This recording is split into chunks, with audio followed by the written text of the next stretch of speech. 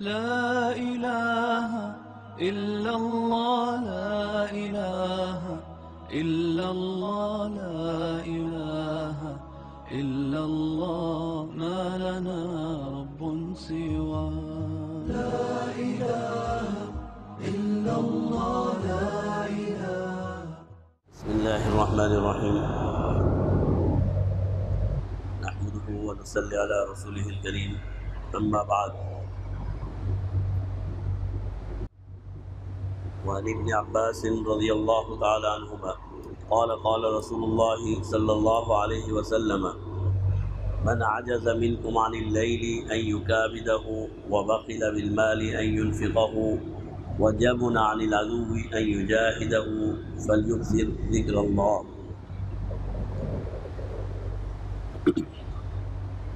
کل ہم نے ان احادیث مبارکہ کا تذکرہ شروع کیا ہے جس میں اللہ کے ذکر کے فضائل بیان کیے گئے ہیں اور اس کی ضرورت اور اہمیت کے بارے میں ہمیں بتلایا گیا ہے. ذکر اللہ، جیسے کہ کل بھی عرض کی تھی، کہ کائنات کی سب سے بڑی چیز ہے اور سب سے زیادہ محبوب عمل اللہ کی بارگاہ میں اللہ کا ذکر ہے. اور یہ ذکر ایک ایسا عمل ہے جو بہت سے ایسے اعمال سے بڑھ کر ہے جو انسان کو اختیار کرنے چاہیے، لیکن اپنی سستی، اپنی کاہلی کی وجہ سے انسان وہ اعمال اختیار نہیں کر سکتا. تو احادیث مبارکہ میں ہمیں یہ بتلایا گیا ہے کہ اگر آپ اپنی سستی کی وجہ سے کوئی عمل ایسا نہیں کر سکتے تو ذکر اللہ اس کا متبادل بن سکتا ہے. دیکھیں، حضرت ابن عباس رضی اللہ تعالی عنہما فرماتے ہیں کہ جناب نبی کریم صلی اللہ علیہ وسلم نے فرمایا: من عجز منکم عن اللیل ان یکابدہ، وہ شخص، تم میں سے وہ شخص جو اس بات سے عاجز ہو جائے کہ وہ رات کو عبادت کر سکے، رات کو محنت کر سکے. ہوتے ہیں انسان، تہجد کی نماز بہت ہی بابرکت نماز ہے، لیکن ہم اور آپ جیسے لوگ، اللہ معاف فرمائے، اٹھ ہی نہیں سکتے. تو رات کی عبادت کی بہت بڑی فضیلت ہے. فرمایا اگر کوئی انسان تم میں سے ایسا عاجز، ایسا سست ہو جائے کہ وہ رات کی عبادت نہ کر سکے، وَبَخِلَ بِالْمَالِ أَن يُنْفِقَهُ، یا کوئی مالدار ہے لیکن اس کے اندر ایسا بخل پیدا ہو جائے کہ وہ اللہ کے راستے میں خرچ نہ کر سکے. ایک تو بخل، یہاں وہ بخل مراد ہے کہ اللہ کے راستے میں نہ خرچ کرے. ایک بخل یہ ہے کہ ضروریات کے لیے بھی خرچ نہ کرے، پھر تو وہ اللہ کو ناپسند ہو جاتا ہے. ایک آدمی کے پاس مال اور دولت ہے لیکن اتنا بخیل ہو گیا کہ اپنی ضروریات پر بھی نہیں خرچ کرتا، اولاد کو تعلیم پہ نہیں خرچ کرتا، اپنے کپڑوں پہ نہیں خرچ کرتا، اپنی بیوی پہ نہیں خرچ کرتا، اپنے گھر پہ نہیں خرچ کرتا، پھر تو یہ بخیل اللہ کی رحمت سے دور ہے. اور ایک بخیل وہ ہے کہ مالی معاملات تو کرتا ہے، زکوٰۃ ادا کر دی، اگر اس پر صدقہ فطر ہے وہ تو دے دیا، لیکن اس سے زیادہ نہیں خرچ کرنا چاہتا. اس بخل سے مراد یہ ہے کہ ایک حد تک ضروریات پوری کرتا ہے لیکن اس سے آگے نہیں بڑھنا چاہتا. فرمایا وہ شخص جو اپنے مال میں خرچ کرنے سے بخیل ہو جائے، وَجَبُنَ عَنِ الْعَدُوِّ أَن يُجَاهِدَهُ، اور اتنا، اللہ معاف فرمائے، کہ وہ شخص اتنا بزدل ہو جائے کہ وہ جہاد بھی نہ کر سکے، فَلْيُذْكِرْ ذِكْرَ اللَّهِ، تو ایسے شخص کو چاہیے کہ اللہ کا ذکر کرتا رہے.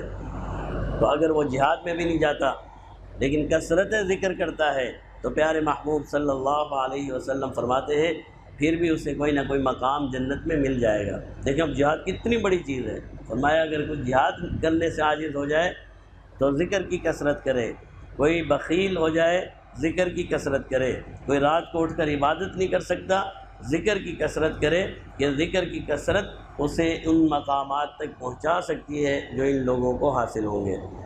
ایک تو مطلب اس حدیث کا یہ ہو گیا. دوسرا، پیارے محبوب صلی اللہ علیہ وسلم نے یہ دوا بتائی ہے کہ اگر تمہارے اندر یہ مرض پیدا ہو جائیں تو اس کی دوا یہ ہے کہ کثرت سے ذکر کرو. جب تم کثرت سے ذکر کرو گے اللہ تمہاری بزدلی کو دور کر دے گا. تم کثرت سے ذکر کرو گے اللہ تمہارے بخل کو دور کر دے گا۔ تم کثرت سے ذکر کرو گے، اللہ تمہاری سستی کو دور کر دے گا۔ کیوں؟ اس لیے کہ جب آپ نے اللہ کا ذکر کیا تو گویا آپ اللہ کے محبوب بن رہے ہیں، آپ اللہ کے پسند۔ کل ہم نے حدیث پڑھی تھی نا، تو آپ جب اللہ کے محبوب بن رہے ہیں تو پھر اللہ رب العزت اپنے محبوب کو، اس کی اچھا دوست وہی ہوتا ہے جو دوست کو اس کی خامیوں سے علیحدہ کر دے، تو فرمایا پھر اللہ تمہاری ان خامیوں کو تم سے دور کر دے گا۔ تو بہرحال ذکر اللہ ایک بہت ہی عظیم عمل ہے۔ وعن ثوبان رضی اللہ تعالیٰ عنہ قال لما نزلت والذین یکنزون الذهب والفضة، حضرت ثوبان رضی اللہ تعالیٰ عنہ فرماتے ہیں کہ جب یہ آیت نازل ہوئی والذین یکنزون الذهب والفضة ولا ينفقونها في سبيل الله فبشرهم بعذاب علیم، اللہ نے فرمایا جو لوگ سونا اور چاندی جمع کرتے ہیں اور اللہ کے راستے میں خرچ نہیں کرتے، پیارے محبوب صلی اللہ علیہ وسلم ان لوگوں کو بتا دیجئے کہ اللہ نے ان کے لیے بہت ہی دردناک عذاب تیار کیا ہے، یہ جہنمی ہے۔ کون سے لوگ سونا اور چاندی جمع کرتے ہیں لیکن زکوٰۃ نہیں دیتے، اللہ کا حق نہیں دیتے، زکوٰۃ کی ادائیگی میں سستی کرتے ہیں، صدقہ فطر نہیں دیتے، اگر زمین میں کھیتی اور باڑی ہے تو اس کا عشر نہیں دیتے۔ اب آپ خود دیکھیے بھائی، 2.5% زکوٰۃ ہے صرف، کوئی بہت لمبا چوڑا حساب تو نہیں ہے۔ 100 روپے میں سے 2.5 روپے، اور وہ بھی کون سا 100 روپیہ جو پورے سال آپ کے پاس رہا۔ یہی ہے نا، ایک مال کی مدت ہے، ایک اس کا نصاب ہے، وہ نصاب پورا ہو اور اس پر سال گزر جائے۔ اس سال مثال کے طور پر 33,000 کچھ روپے ہیں، 33,000 روپے سال بھر آپ کے پاس رہے اور آپ نے ان کو استعمال بھی نہیں کیا، پڑے رہے۔ اب اللہ فرماتے ہیں بھائی صرف 2.5 روپے 100 میں سے دے دو، یہ تمہارا مال تو نہیں ہے، دیا تو اللہ نے، کہاں سے لائے ہم؟ دیا تو اللہ نے، اور اللہ نے پھر یہ بھی نہیں کہا جو خرچ کر دیا اس پر بھی زکوٰۃ دو۔ ہونا تو حکومت تو یوں کہتی ہے بھائی تم نے خرچ کیا یا جو کیا ٹیکس تمہیں دینا پڑے گا۔ ہماری حکومت تو ماشاءاللہ ایسا بھی کرتی ہے کہ پچھلے سال کا ٹیکس بھی دینا پڑے گا۔ بجلی کے بل پہ یہی ہوتا ہے نا، بجلی کے بل میں اضافہ، لیکن 3 مہینے پہلے بھی دینے پڑیں گے۔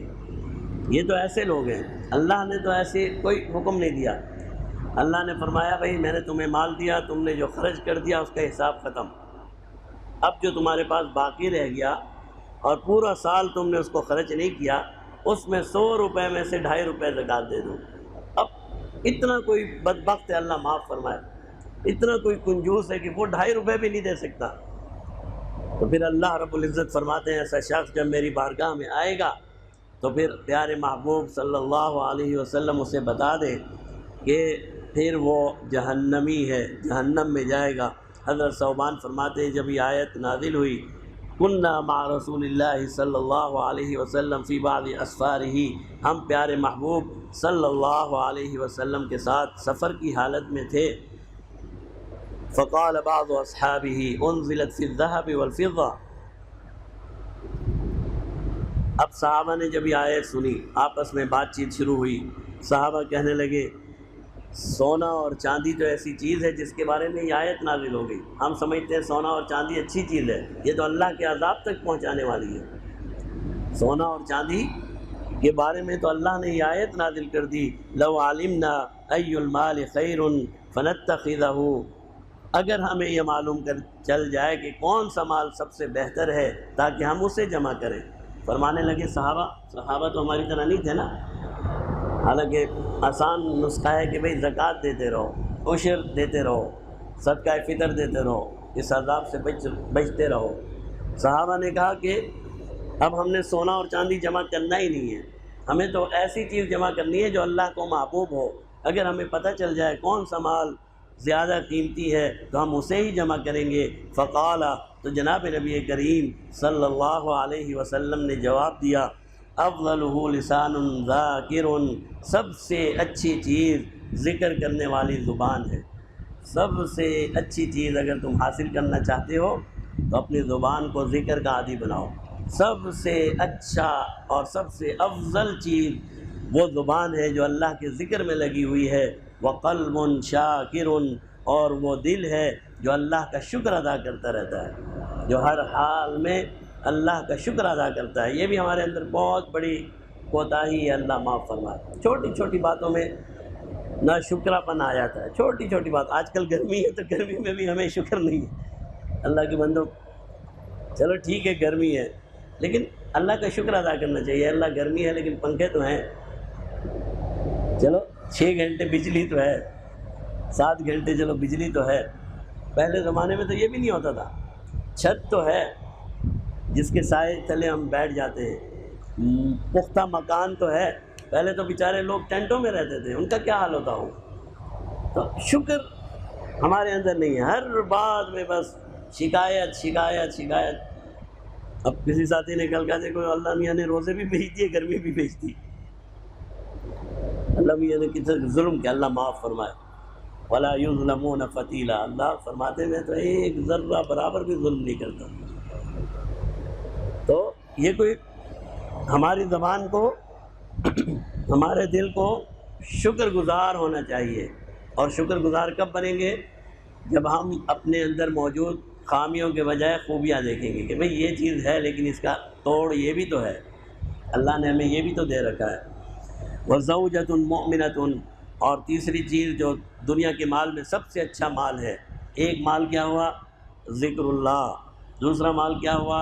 شکر کرنے والا دل، تیسری چیز زوجۃ مؤمنۃ، فرمایا وہ بیوی جو اللہ پر ایمان بھی رکھتی ہو، نیک عبادت گزار بھی ہو، تعینہ علی ایمانہ، اور مرد کے ایمان کے مسائل میں اس کا تعاون بھی کرتی ہو، نیکیوں میں اپنے شوہر کا تعاون بھی کرتی ہو۔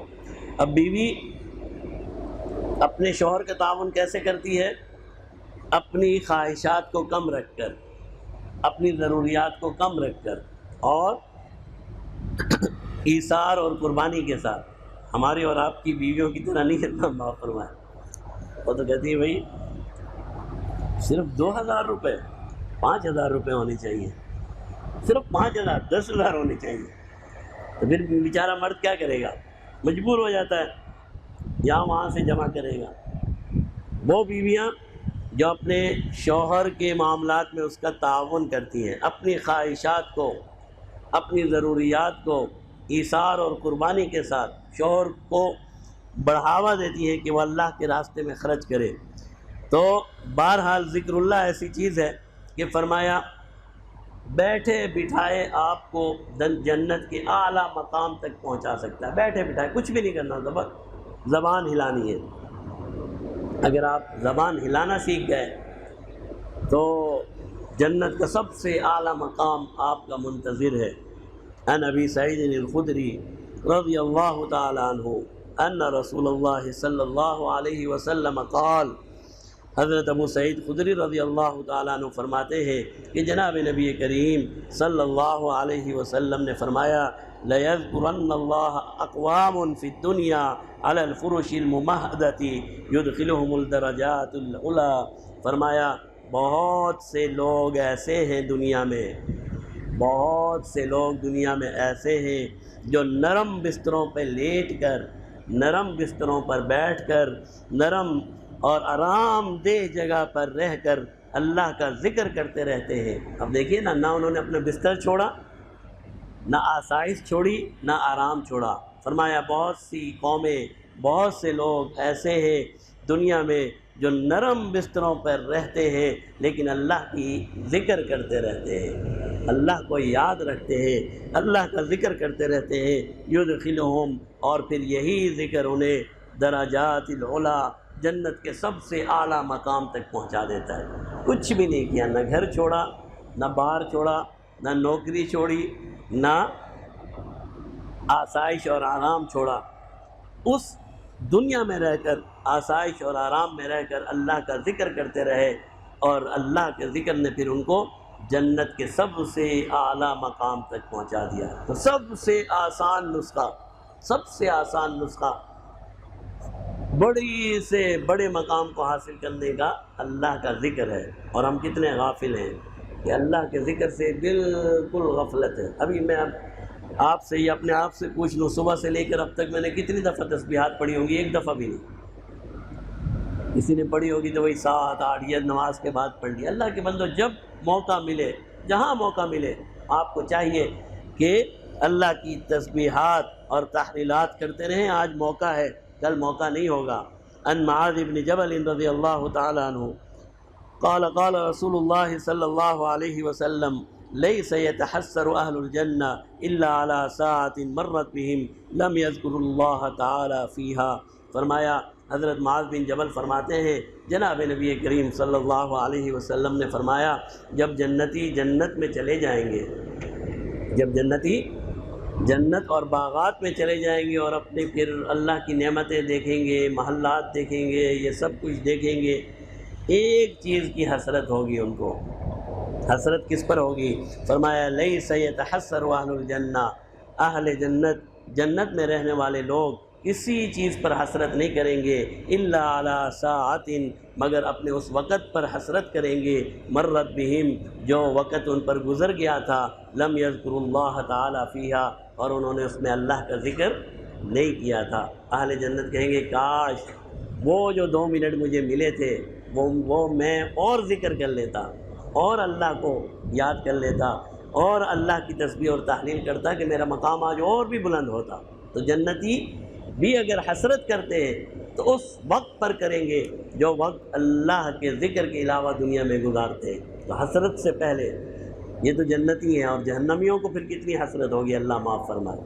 جب جنتی حسرت کر رہے ہیں کہ وہ وقت ہم نے بغیر ذکر کے کیوں چھوڑ دیا، تو جنہیں جہنم میں بھیجا جائے گا وہ پھر کتنے ندامت اور کتنی حسرت کریں گے۔